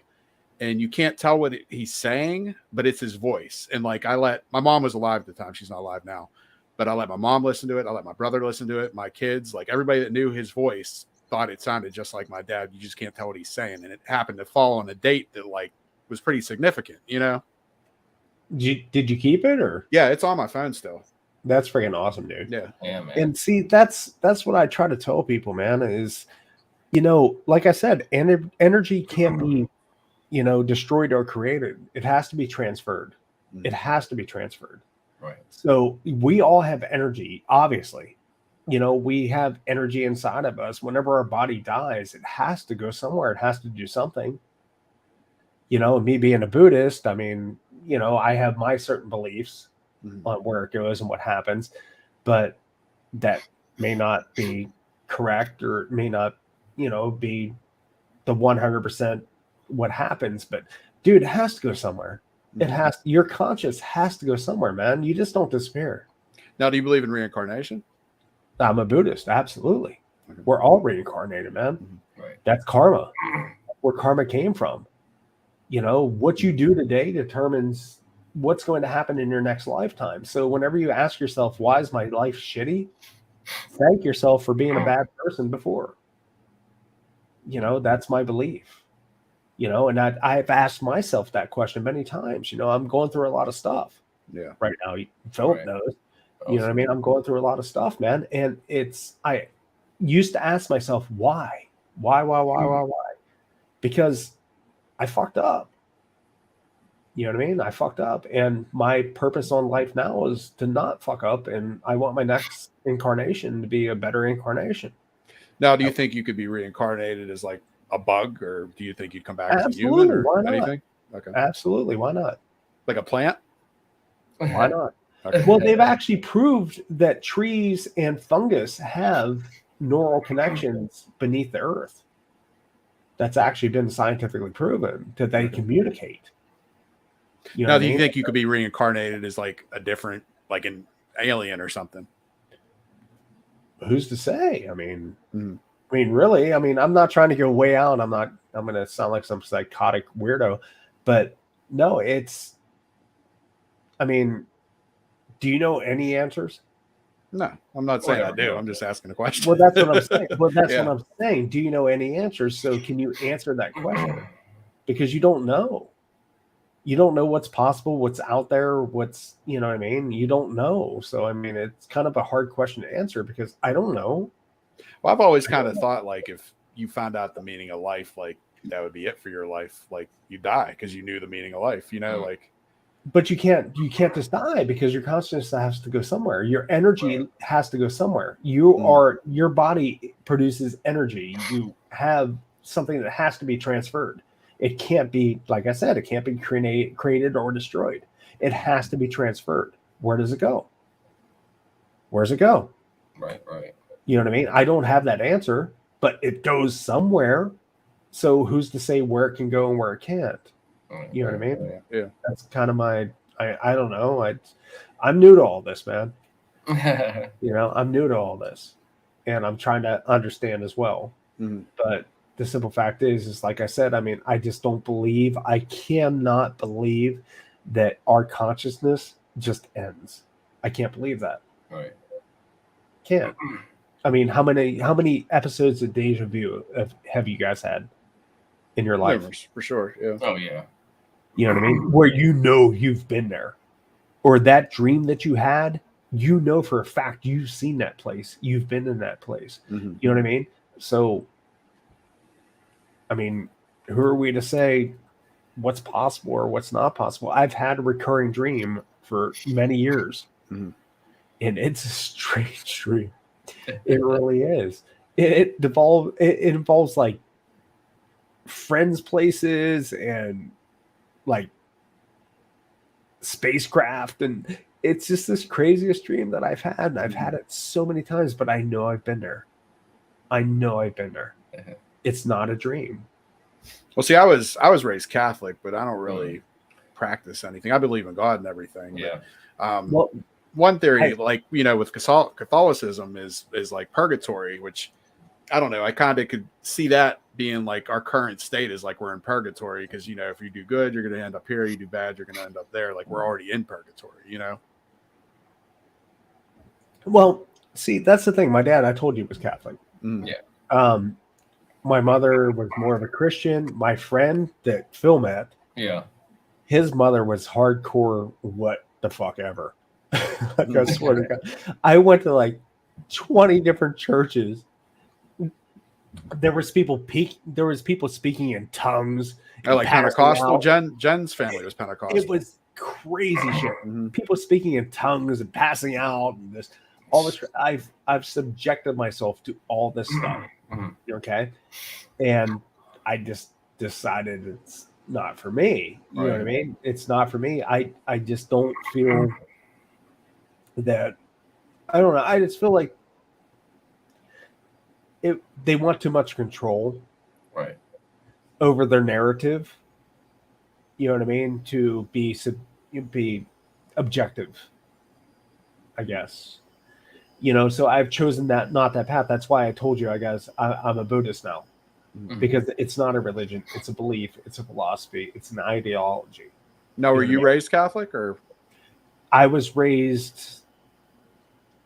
I don't know what I was raised, to be honest, because up until this is the crazy part was my father left my mother whenever I was very young, 2.5 years old. He left my mother with, we're talking in the 70s, you know, when things were rough. He left my mother with my sister, who's 5 years older than me, and my brother, who passed away whenever I was 5.5. He's 18. And he left her with us 3 kids. My mother had to give me to friends of the family. I didn't even know my mother till I was almost 6 years old. She gave me the friends of the family. The friends of the family were not religious in any way that I remember. We lived in the ghetto. We scraped by. We lived at the 5 a dime store. You know what I mean? We stole freaking fruit from the neighbor's garden. You know what I mean? That's how I grew up until I was almost 6. From that point, my mother was not Catholic. My father was. He adopted me. That's where I got the Polish last name. My mother was more of a Christian, but my father kind of was an active Catholic. My mother, I don't think, gave 2 shits either way. And my buddy that Phil met, his mom was like devout, holy shit, whatever religion that is. You know what I mean? She was probably like hardcore. There's actually a story about a Ouija board with her, but so I wasn't raised, I don't feel like I wasn't pushed in any specific way towards any religion. I just kind of grew up. I respect religion, and I respect, you know, people that believe, and that, dude, if it gets you through shit, that's cool. Right. Type thing. You know what I mean? It's just not my thing. Yeah. Type thing. So I wasn't raised in any specific religion, and I don't believe in any specific religion, but I do accept them, being a Buddhist. You know what I mean? Because theoretically, Jesus, you know, went to the East and he was studied under Buddha and what have you. And what have you. Dude, whatever makes you get through life, man. Right. That's cool. You know what I mean? I wasn't raised under, to answer your question, no. I wasn't raised under any specific thing. But I don't want to discount or deny or begrudge anybody their beliefs, if that makes sense. Oh, yeah. You know, so. So what would be, I usually ask people, like, what would be their bucket list for a haunt? I don't know if you'd want a haunt or something else. Oh, God. The Winchester House would be cool. That's one of my favorites, too. Yeah, the Winchester House. Honestly, what I want to do is not really on your map kind of thing. I want to start investigating Pennsylvania Fae. Oh. Fairy folk. There's many stories to go, but most of them are back 50, 60, 70 years that are recorded. Okay. But I would love to start investigating the Fae folk around the tri-state area. West Virginia is like a hot spot, man. Super hot spot. Terry Brooks has a book out that I grew up with and I fell in love with. It's called Magic Kingdom for Sale Sold. And basically it's about this guy. He lost his family and he bought this key and he went into the West Virginia mountains, entered this tunnel, and became the king of this kingdom through the veil. You know what I mean? And I would just, I don't know. It's like kind of, that's, I guess, paranormal, fae folk. I don't know, maybe kind of I don't cryptid, know. paranormal. Cryptid, I think. I don't know. Yeah. I mean, I know that's like kind of more common, with like Europe or more older countries, I guess, because you don't really hear about that in the United States. But if you look, dude, if you dig down, I'll send you shit, man. If you dig down, there's so much fae folk stuff in the tri-state area where we live. There's so much fae folk stuff. And I'm kind of, like the Mothman. Yeah. I've heard. You know what I mean? Maybe he's not cryptid. Maybe he's fae folk. Mm-hmm. You know what I mean? Because it's these flaps that happen throughout cycles, through time. You know what I mean? It's the visuals that people see and they report. If you look, it's flaps. Even with UFOs, even with everything else, it's all flaps. Mm-hmm. It's all periods of time. And it seems to be this like cyclical process. And honestly, I'm right now, dude, I am down with like paranormal anything. I will go out and throw up whatever I can, with paranormal, dude, because I'm always down with that because I know it's real. Right. And I know it exists.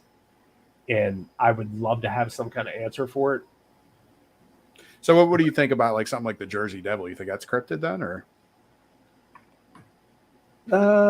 Yes. Hmm.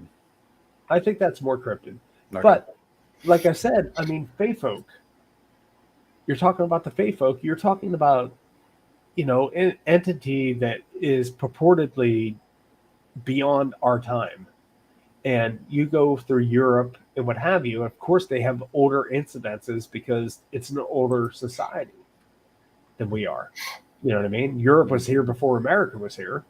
Yeah. But if you come back to American Indians, they have the same kind of belief system of these entities. You know what I mean? Mm-hmm. So it just fascinates me. So something like a shapeshifter or something. Well, like because that goes back to Native American a lot too, Absolutely. But I mean, you look at this is where religion ties in. You were asking me about religion. Okay. Mm-hmm. If you look at religion and you actually compare all the religions against themselves, they're almost the same.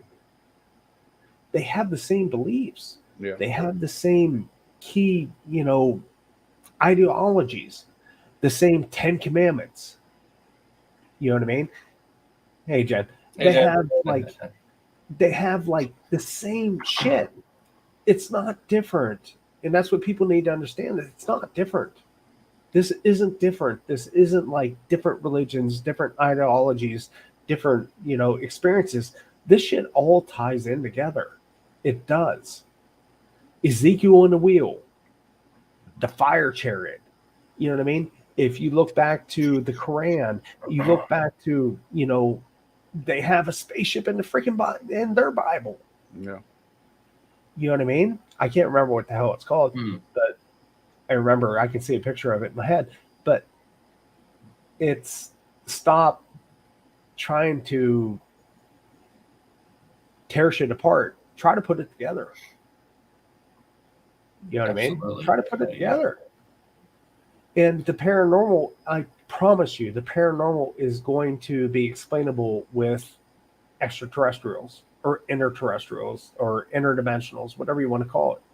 It's all going to be explained kind of at the same time to me. Well, that's like the thing with religion that I kind of never got was, like, at least with like the Catholic religion, they're like, oh, you shouldn't believe in ghosts or they're all demons and stuff like that. But meanwhile, like when you say the sign of the cross, you say the Holy Spirit, like you're acknowledging a spirit. How is that not like that's a ghost? And that's the point. You're basically saying I'm worshiping a past entity who is no longer existent. So you're worshiping a ghost, like you said. You know what I mean? You're worshiping something that doesn't even exist anymore, but you're saying that there's no such thing. Mm-hmm. And it's frowned upon too by a lot of religions, like, oh, you do ghost hunting or something, or it's occult stuff and this and that. But I mean, there's ghosts in every religion. Like they might not call them ghosts, but there really is, you know. And there's aliens in every religion. That's the thing. You know, if you look back, like Egyptians, of course, you know, the Egyptians have cave art, their paintings and their pyramids, what have you. And don't get me started on pyramids, because that's another rabbit hole. I could go on for another 7 hours about the pyramids. But if you look back, I mean, there's pictures from the Mayans, the Aztecs, the Toltecs, you know, of people with helmets on or flying entities, you know, that don't make sense for their time period or what have you. And it's just like, and they base their religion upon that, you know? So I don't know. I just feel like it's all kind of mismatched together. It's kind of like I don't know. I just feel like it all kind of flows together in a way. And everybody's arguing, or, you know, ghosts don't exist, religion doesn't exist, or what have you. And I just kind of feel like it's kind of all one thing, if that makes sense. Because my experiences growing up were religious, you know, in a way, demons, what have you, and paranormal, extraterrestrial, interterrestrial, however you want to call it. There was all kind of a possibility in that thing. So I just don't feel like you can discount one certain thing. I don't feel like you can discount religion. I don't feel like you can discount, you know, paranormal shit, UFOs, what have you. I celebrate it all. I love it. I just want to go out. Like I told you guys, Sean, I want to go out, go on a Bigfoot hunt. Yeah, we. I don't believe in Bigfoot. I don't even believe in Bigfoot. That's the thing. But I want to go see. It'd be fun. Oh yeah. It'd be fun. Better have your gun. I got lots of guns. But the thing is I'm not going to say I don't believe in something if I can't positively prove it doesn't exist. Yeah. You know what I mean? Kind of like Bigfoot. That's the only reason I have the shit behind me. It was because you saw Connor, my friend who came on. He's a Bigfoot hunter. He's in the papers in South United States. He's written books, you know what I mean, about Bigfoot and shit like that. And I'm not going to tell him he's full of shit because I can't prove So he's actually seen one with his own eyes? Yes. I can't prove that he's full of shit. You know what I mean? Because I didn't experience what he experienced. If that makes sense. Well, I don't know if he's seen one with his own eyes, but I think he's had telltale signs. Okay. That, you know, it does exist. He's one of the biggest Bigfoot hunters I know. I love it. Yeah, I love the kid, man. He sits there and gets stoned. He's got his long hair. He goes out. I think we'll all be seeing some Bigfoot then. Yeah, right. He goes out and does his own shit. You know what I mean? But his drive and how exuberant he is and how excited he is to go, because he believes so much in that. How can you take that away from somebody? Yeah. You know what I mean? So paranormally, how can you say ghosts don't exist or demons don't exist or angels don't exist? I mean, how do you take that away from somebody? You can't, dude, because that's, you know what I mean? It's part of somebody's being. Right, exactly. This is if that makes sense.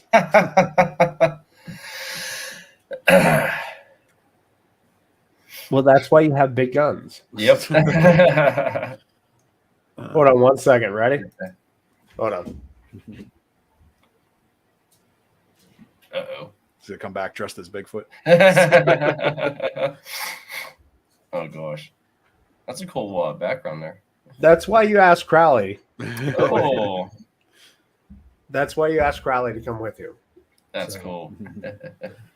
Yeah, I got you guys. Jen I got you guys. Jen ain't allowed to have no gun. That's for damn sure. Really? Nah, that'd be a spirit. Dude, you seem like the coolest fucking couple in the world. I know, right? Oh, they're awesome. Yeah. What was that? Oh man, Phil's an old man. yeah, right. How old are you? 36. Yeah, okay. Anyway, Yeah, right. I think I'm the oldest out of everybody, aren't I? How old are you again? You're 50. I'll be 50 in November. 58. No, I'll be 50. Holy shit! Oh. Thank you, asshole. I'll be 50. Yeah, Troy's 48, I think. So Yeah. Yeah, So so you I'm probably the oldest. Yep. Yeah, I mean, it boils down to don't knock other people. You know what I mean? It's paranormally, I believe it exists.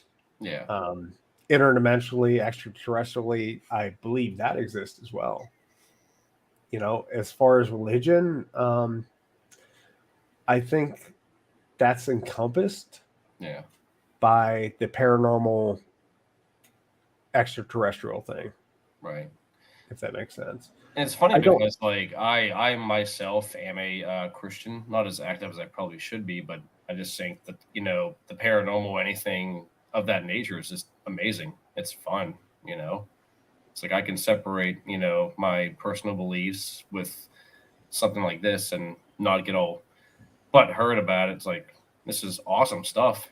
You know, it's an experience. Why the heck not, you know? Yeah, Phil, your parents are kind of religious, right? Oh yeah, they go to church in the morning, you know, Sunday mornings. Like, What do they think about you doing the paranormal stuff? Yeah, I mean, my mom thinks it's really cool. My dad's just like, well, whatever. they're like kind of like my mom's much more interested in it than my dad is. Like, you know, my mom even was the one that got me into the scarier stuff when I was. But it's not like frowned upon or nothing. No, they can care less stuff. I always tell them, yeah, I'm going to this place, so we're gonna go check this out. Hey, I saw somebody fly, you know, past the room, and my mom was like, "Oh my god, that really happened." I'm like, "Yeah, you want to see it?" She's like, "Holy shit," you know. Oh yeah, they don't care. My sister thinks it's really cool too, but yeah, none of my family really, you know, frowns upon it. Even my grandmother, who's probably the most religious out of the entire Case side of the family, thinks it's just interesting because it is. You know, it's. You know, I mean, I'm at that age now where, you know, even if they don't like something, I'm still going to do it. Well, it's weird that like it always carries that stigma of like being evil. Like it's not evil. It's just people want to know. It's being nebby. Shit, we're from Pittsburgh. We're nebby. Exactly. And actually, I was watching a YouTube channel. These two pastors are talking about certain things in the Bible, and there was actually a story in the Bible of a ghost that visited somebody. So it is in the Bible. I was like, that's kind of neat. Well, like I said, with the whole thing with the spirits and stuff, and even angels and demons and everything else like that, like, well, I mean, you not believe in that type of stuff, you know? Well, Christ resurrected, correct? Yeah, yes, that's what I'm saying. Yes. I mean, how much further do you have to go beyond that? Exactly. So basically, he was a zombie. Yep. And it's like, Tony, you mentioned the whole, like, you know, people who are religious and don't believe in the paranormal, yet 1/3 of your belief system is the Holy Spirit, which is quote unquote spirit. So, you know, see, that's the thing with the demons. It's always that's Jen's family I was talking about. Always comes back to the demons. Always comes. Why? What is a demon? Please explain to me what a demon is. Demons take all the blame. Why is that the ultimate answer to everything? Why is it a demon? Okay, you don't agree with me, and we get in a fist fight. Are you the demon? Right. Exactly. Just because we don't agree or not align on a certain thing, or after the same, like, what do I want to say? We're not after the same end game or what have you. Right. Doesn't make you negative, or you know what I mean? It's like the whole demon thing. I freaking hate that, man. Everything's a freaking demon. Everything's a demon. Oh yeah, aliens are demons. Exactly. You know, just the shit that happened in my house was a demon. The guy that came out of my closet was a demon because he can't be explained. So if he can't be explained, he's a demon. Exactly. It's like another good example, metal music. Oh, metal music's the devil's music. No, it's not. It's just a bunch of artists who know how to play music really heavy. You know? I mean, holy hell. Well, actually, I do believe that. Yeah. And I just laugh at certain things too. It's like people, if people don't like certain things, they'll give it a bad label just to do it. Yeah, you metal music fuckers, dude. For real. Yeah, right. Man, I just think it's hilarious. I just kind of shrug my. I read that, Jen. Wait, which No, I don't believe it's just I don't. It's the be all end all explanation for anybody that's fucking religious. It's a demon. Yeah, it's a demon. That's what it boils down to. Every freaking time, it's a demon, and I just don't. It's not that simple. You know what I mean? It's you can't. Maybe it's just a pissed off fucking entity that's unhappy with some shit that fucking happened before. You know what I mean? Just like us, we're, you know, if you're pissed off about something, how do you react? Mm-hmm. You know what I mean? It doesn't mean you're evil. It doesn't mean you're a fucking demon. It means you're fucking pissed off about something. Let's even say like a serial killer. Like a serial killer kills 13 people. Are they a demon or are they just a bad person? You know? Right. Exactly. It's a bad person. Yeah. Hey. You know, you got something fucked up in your head, some wrong wiring. You know, and that's what the law enforcement part of me. Well, no, because it's some people are just fucked up. Yeah. You're just fucked up, man. Like the shit in your head just doesn't work correctly and you're fucked up. And I want to hate you, but you're just fucked up. I mean, and there's no way to fix it. You know, what do you do with it? Kind of thing. It doesn't mean you're a fucking demon. It just means you're fucked up. Yeah, exactly. You know what I mean? There's like the guy that just recently went and fucking killed how many fucking kids in the fucking school in California. You're fucked up. Yeah, that part was just, oh my God. That was You're insane. fucked up. You know what I mean? It's there's something wrong.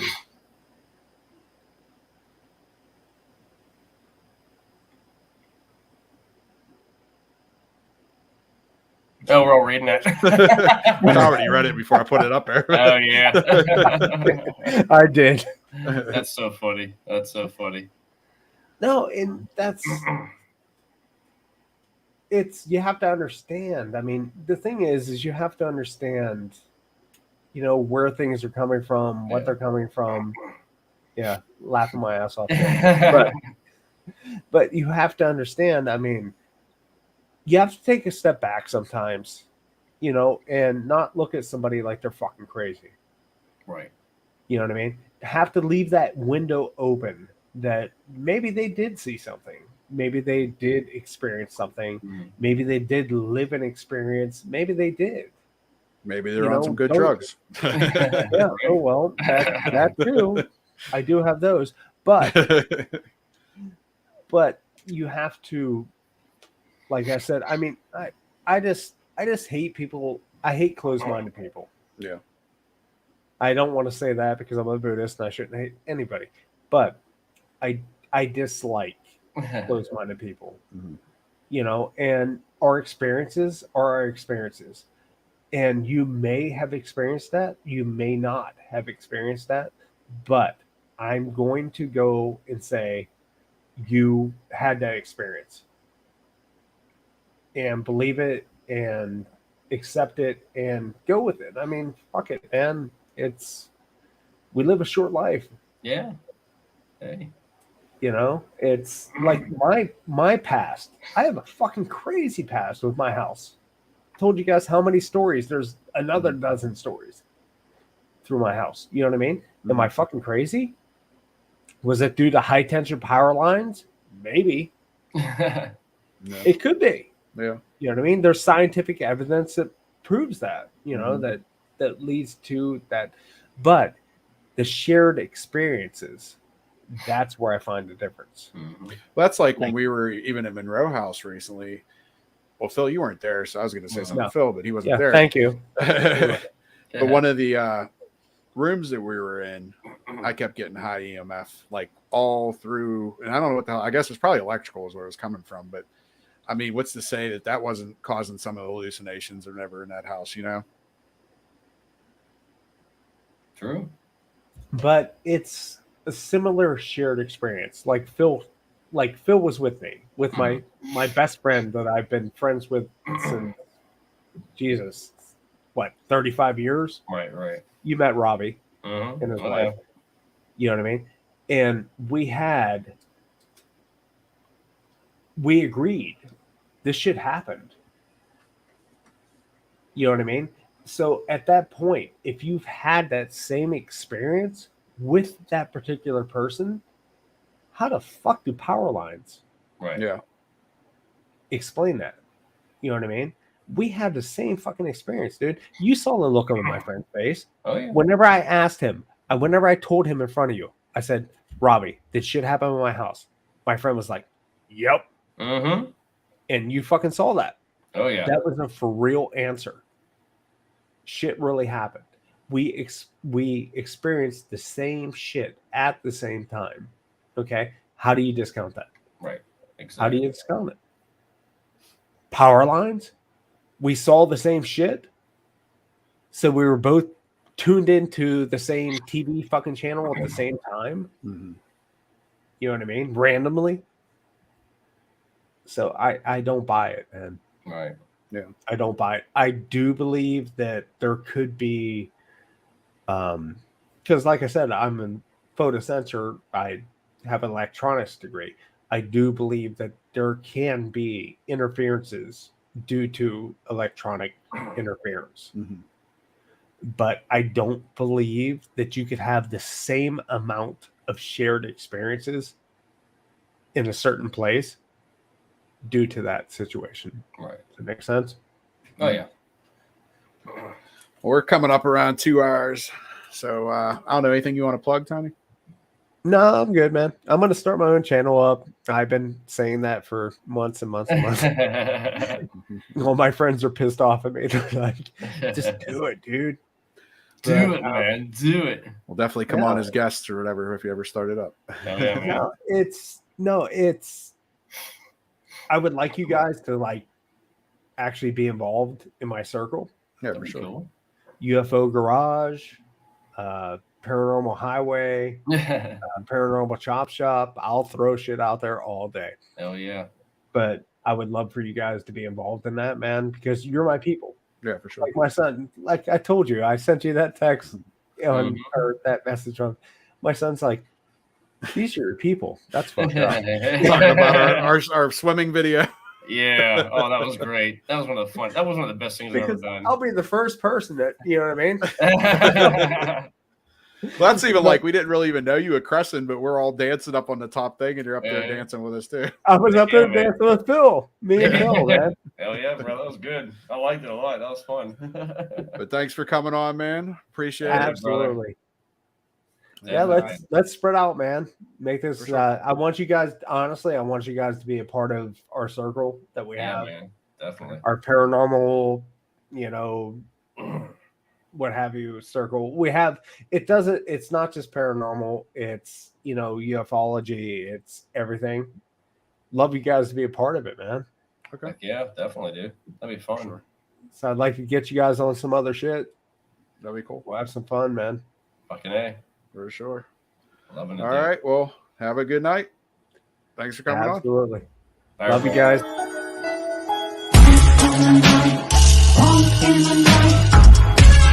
Did you hear a walk in the dark?